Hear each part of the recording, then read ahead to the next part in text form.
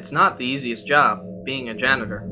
Excuse me, I'm supposed to call myself a custodial engineer now. You might think that it's just brainless, rote work, but you end up finding yourself thinking a lot about whether you really want to do the things that you're about to do. Why am I scraping this gum off the floor? It's just going to be there again tomorrow anyway. I just had to put that bag of garbage down because the smell was too much. Do I want to pick that up again? Do I really want to scoop 10 pounds of human waste out of this toilet right now? Getting into these kinds of dirty situations isn't natural, in the biological sense.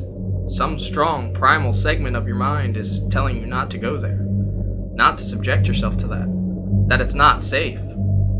I found the entrance to the basement 2 days ago. Not the basement, there are separate basements under each section of the school. The gym has a storm shelter under it, the band room stores their old and broken instruments in theirs. Under the lunchroom, there are props and costumes for things like football games, homecoming, and prom. The basement I found is under the auto shop. It was midnight, and despite clear, starry skies, the power went out while I was mopping down the history and English hallway. To turn on the lights, I had to turn on the auxiliary power generator, located in an enclosure off of the auto shop. Excuse me, it's a vocational training lab now.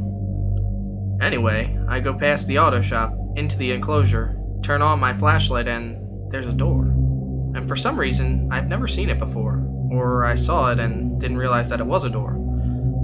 From the outside, it's just a little square with a hinge. It could be a vent, or an access panel for wiring, but this night, for whatever reason, I realize that it's a door and that the bottom half is buried in the gravel that rings the cement pad that the generator sits on. I dig a little and find a handle. As soon as I touched the handle, I could hear voices from the other side. At first, I thought there were 2 people arguing, but now I'm sure that it's just one. And Jesus, the things that it said. About me, about the other students and teachers, about my friends and family.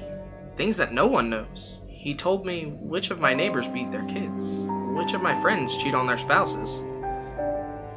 He told me about the time the old economics teacher, Mr. Parker, was in high school and accidentally hit someone with his car and got away with it. About what Principal Taylor and his frat buddies did to someone's little girl. It's been down there a long time, watching, listening. I sat and listened all night. I haven't slept.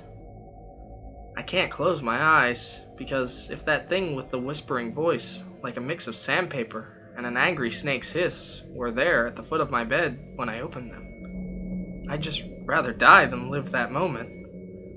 I dug away the gravel. Today, I'm going to open the door. I got a sharp piece of metal from the auto shop and wrapped the bottom of it like a spear. Do you think that'll work? As a janitor, you find yourself asking yourself a lot of times if you really want to do the thing you're about to do. And I definitely don't want to go through that door. But I have to. Because there's something in there. Something unclean.